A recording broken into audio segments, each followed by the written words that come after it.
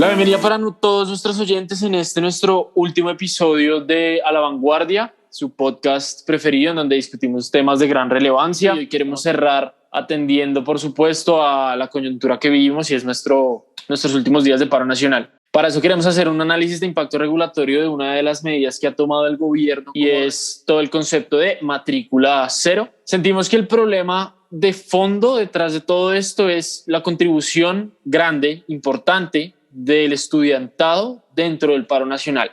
Los estudiantes han estado muy activos, de las universidades en general, pues muestra que se sienten afectados, que sienten que hay que hacer un cambio y que sienten que hay que salir a la calle a conseguirlo. Como respuesta a ese problema, pues proponen una intervención que es precisamente la matrícula cero, que consiste en un apoyo ciertamente relevante para los estratos 1, 2 y 3, para grados técnico, tecnológico y universitario de las universidades públicas, para ampliar la cobertura de la educación superior para los estratos previamente mencionados. Diríamos que el objetivo es, de cierta manera, neutralizar la actuación del estudiantado dentro del paro nacional, generar propuestas de redistribución del gasto público, valorar las alternativas. Nuevamente, siempre habrán opciones y hoy queremos hablar principalmente de 4, sobre todo de una que creo que nos va a sorprender bastante y es la última, que es la fatalista. No voy a hacer ninguna otra mención al respecto, voy a dejar que Cristóbal nos sorprenda. Entonces, bueno, y tal y como lo hicimos anteriormente, señores,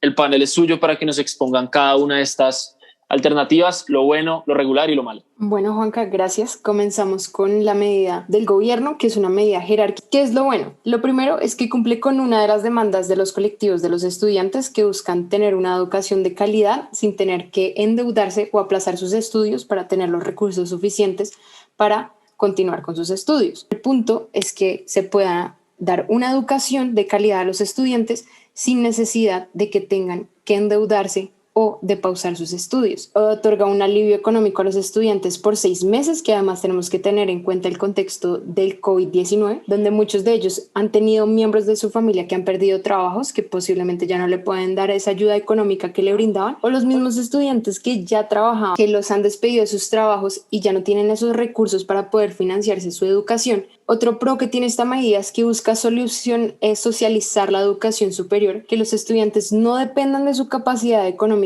para tener una educación de calidad y que no sea como es ahora, que los que puedan pagar estudian y los demás que se endeuden o que consigan trabajo. Pero bueno, también tenemos que hablar de lo malo. El primero y el más obvio es el factor temporal. Es una medida que está pensada para 6 meses. En 6 meses hablamos, miramos cómo vamos. El problema es, ¿y luego qué? Es muy difícil. Los estudiantes, después de tener estos grandes incentivos, con toda la razón, no van a querer volver a pagar sus semestres universitarios y posiblemente le va a generar nuevas manifestaciones dentro de 6 meses. Y lo peor es que no existe ningún plan plausible o realista por parte del gobierno para mantener la educación gratuita para este sector de la población dentro del presupuesto nacional. Otro costo es que aunque solo sea una medida de 6 meses, es lo suficiente para generar una progresividad importante en el sector de la educación en Colombia. Dentro de 6 meses, eliminar esta regulación le puede generar graves dolores de cabeza al gobierno nacional, que es que ya tiene la obligación de no regresividad, y eliminar esta medida dentro de 6 meses le va a traer la posibilidad de que pueda ser demandado en el contexto internacional. El último costo es que no es una medida con la capacidad suficiente para terminar con el paro nacional. Lo demostramos con que hace 4 días el gobierno lo propuso y las manifestaciones no han acabado. El paro nacional continúa por cuanto siguen otros sectores y otras problemáticas involucradas que hasta el día de hoy el gobierno nacional ni siquiera ha buscado solucionar. Una solución en teoría buena realmente se queda corta y es insuficiente y le va a traer más problemas al gobierno en 6 meses por hacer algo tan apresurado y con poca investigación regulatoria. En cuanto a una solución desde el punto de vista igualitario, podríamos ver que es también ayudar la situación económica de universidades privadas, porque por consecuencia de la pandemia se ha llevado a una destrucción parcial de la capacidad económica de las universidades. Entonces, la solución desde el punto de vista igualitario sería un apoyo generalizado tanto a universidades privadas como públicas para que los estudiantes actuales y nuevos, pues con el apoyo de los recursos públicos, puedan continuar con el proceso educativo. Y pues en el análisis de costo-beneficio de esta propuesta igualitaria podíamos ver que hay que mencionar lo que estableció Germán Machado, el asesor del Ministerio de Hacienda, de que Colombia tiene necesidades de recursos por 121.9 billones y que hay 94.6 billones del déficit a financiar, es decir que la disponibilidad de recursos para el gobierno no es lo suficiente para mantener el nivel de gastos que se tienen, y estas propuestas pues aumentarían este nivel de gastos. Entonces aumentarían también el desequilibrio en las finanzas públicas. Se podría generar una desestabilización si no se toman las medidas, digamos, tributarias correspondientes para poder llegar a traer estos beneficios. Pues el beneficio sería que los estudiantes actuales y nuevos con recursos públicos podrían continuar con su proceso educativo, y otra también que vemos son esas externalidades positivas que se generarían por el impulso a la investigación y la actualización de equipos y tecnologías, por ejemplo, el efecto que esto podría tener en los ingresos ya de los estudiantes graduados. Ya como conclusión, creemos que es unas medidas que tienen costos muy altos, mientras que pues los beneficios son muy buenos y necesarios, hay otras necesidades más imperantes. Bien, ahora analizando una alternativa de corte individualista, podría pensarse en que el gobierno nacional hubiera seguido trabajando los programas que han servido de base para garantizar de alguna manera el acceso a la educación de las poblaciones más vulnerables. Sin embargo, como vamos a ver, hoy estos modelos son obsoletos y realmente han sido lesivos, pues han principalmente ampliado las diferencias sociales y generado pues esa desigualdad en nuestra sociedad. Sin embargo,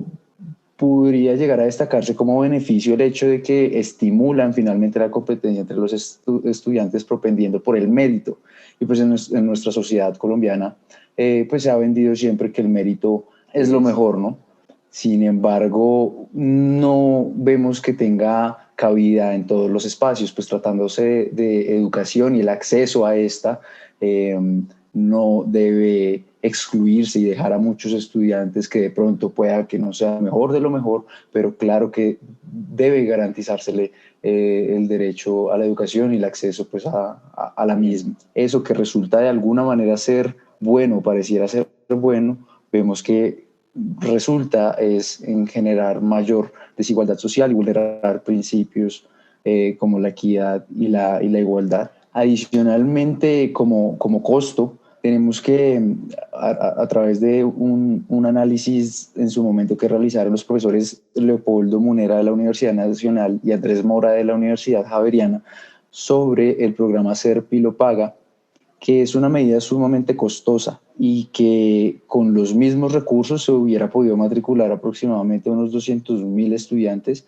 en universidades públicas, teniendo en cuenta que se estima que alrededor de solo 40.000, es bien, puede repensarse para lograr una mayor cobertura y pues y garantizarle a una mayor cantidad de estudiantes este acceso a la educación. Finalmente también tenemos como costo varios antecedentes de situaciones que se han presentado. Por ejemplo, en las universidades privadas, pues vemos que finalmente esta medida individualista no ha resultado ser nada positiva y nada buena en Colombia en el contexto de la educación. Ahora la última propuesta es la fatalista. Como Juanca puso la vara alta, entonces tengo la obligación de decir que consideramos que en efecto esta debería ser la propuesta, pero de que se levanten de la silla y se quieran desconectar, denos la oportunidad de explicar por qué. Antes que nada, queremos decir que mostrar la opción fatalista, que implica el no hacer nada, no implica que el gobierno simplemente se quede bajo las espaldas de lo que está sucediendo, sino que lo que queremos referirnos a esto es que el gobierno no tome decisiones que obligan a nivel institucional al país en promesas y en políticas que no se tienen la seguridad que se van a cumplir. ¿Qué quiere decir esto? Por querer sacar y poder solucionar la problemática que se identificó de manera tan rápida y tan ágil, se están planteando propuestas como la de matrícula cero, que no tienen una consideración real de cuánto sería el costo fiscal y la continuidad de este programa en materia de educación. Al final, lo que nos preocupa es que por hacerlo de tan rápido y por querer solucionar una situación con un pañito de agua tibia, al final tengan mayores consecuencias a largo plazo. Entonces, por eso consideramos que lo bueno de no hacer nada en esta situación, con la claridad que ya dijimos de cómo se entiende, pues primero, digamos que permite poder reducir costos de programas ineficientes.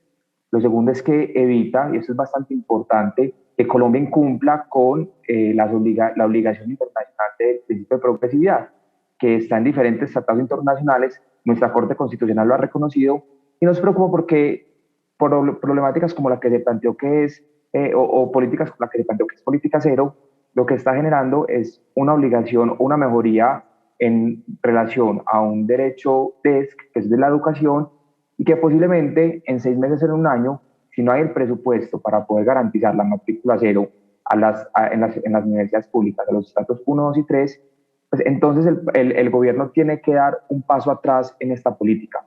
Y esto es claramente un incumplimiento de este principio de progresividad. Entonces, por tanto, si no se hace nada y se piensa en efecto por políticas que realmente pueden funcionar, al final se están pues reduciendo este riesgo. Evidentemente también vemos algunas situaciones negativas en no hacer nada. Se puede pues pensar que si el gobierno no realiza actos que demuestran buena fe de querer cambiar la situación que se está planteando, pues seguramente las marchas van a continuar, el paro va a seguir y la economía del país pues no va a mejorar y tampoco, y mejor, vamos a seguir con los problemas sociales que estamos presenciando en este momento durante el paro. Sin embargo, en conclusión y haciendo este análisis de costo-beneficio, vemos que al final, si el gobierno se toma una pausa, toma la actitud de poder dialogar de manera más cercana con el paro y en vez de tomar decisiones que son cortoplacistas,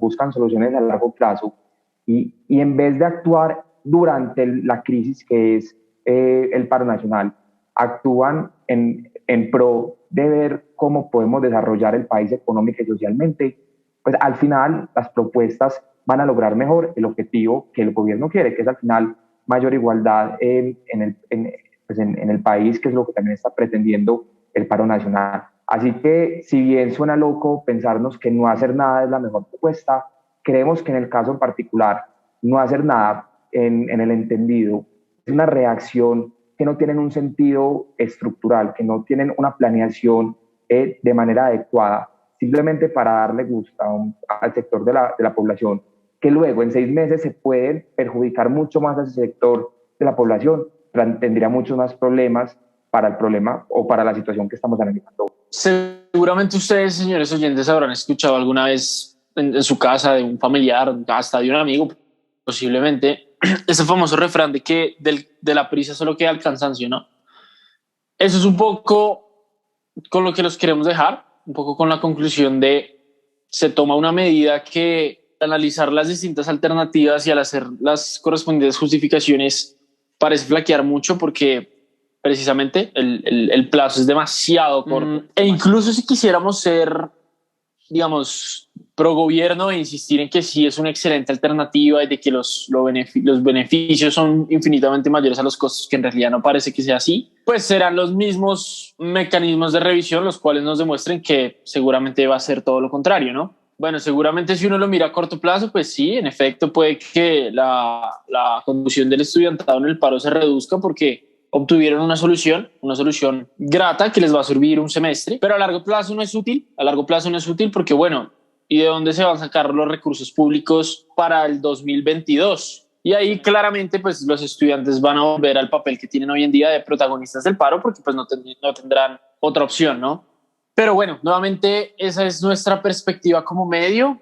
Como siempre queremos escuchar usted qué opina de la medida que tome el gobierno. ¿Es adecuada? ¿Es eficiente? ¿No lo es? De momento se acaba nuestro tiempo al aire. Mi nombre es Camilo Fernández y mientras nos vemos en la temporada que viene, recuérdelo nuevamente, escoja su silla y sigamos siempre a la vanguardia. Muchas gracias.